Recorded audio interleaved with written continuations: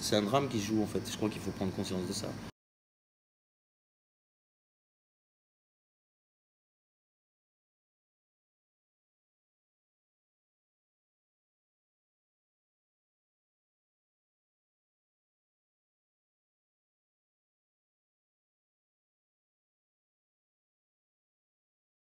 Pendant le courant de l'été, il y en a un qui a commencé à dire écoutez, moi je m'en sors pas, ils sont où les gens, c'est pas possible, on n'a pas eu la fermeture de 2 h du matin cet été, c'est une catastrophe.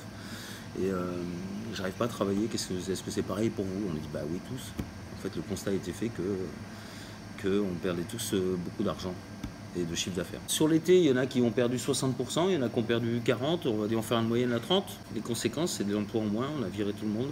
Moi par exemple, j'ai plus d'employés. Certains sont contraints de fermer des jours parce qu'ils n'ont pas assez d'employés, et puis bon, ils n'ont pas assez de chiffres non plus, donc ça sert à rien.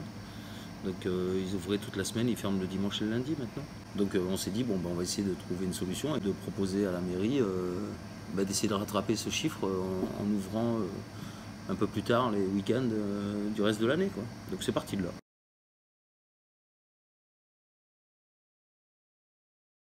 C'est-à-dire que si vous voulez fermer à 2 h du matin, il faut rentrer dans les clous et suivre le règlement de cette charte et tenir ses clients et faire attention. Concrètement, ce qu'on demande, c'est déjà tout simplement qu'on rétablisse l'ouverture d'été, parce que ça, c'est quelque chose on n'a pas à l'enlever.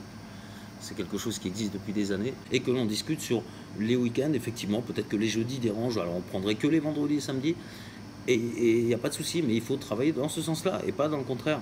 Parce qu'on n'arrivera pas, on ne peut pas fermer les bars, on ne peut pas fermer les établissements. On ne peut pas dire à quelqu'un qui a acheté une affaire dans les 300, 400 000 que vous en avez rencontré et que lui dire monsieur, non, parce que là vous allez perdre la moitié de votre salaire, vous n'allez pas prendre de salaire ce mois-ci, c'est pas possible de dire ça. La valeur des fonds de commerce, c'est le chiffre d'affaires. Certains ont acheté des affaires, c'est parce qu'il y avait un volume de chiffre d'affaires qui était fait. Si on enlève 1 mois, 2 mois d'ouverture tardive, ça paraît peut-être pas grand-chose pour certains, mais c'est comme si on nous enlevait 1 jour par semaine.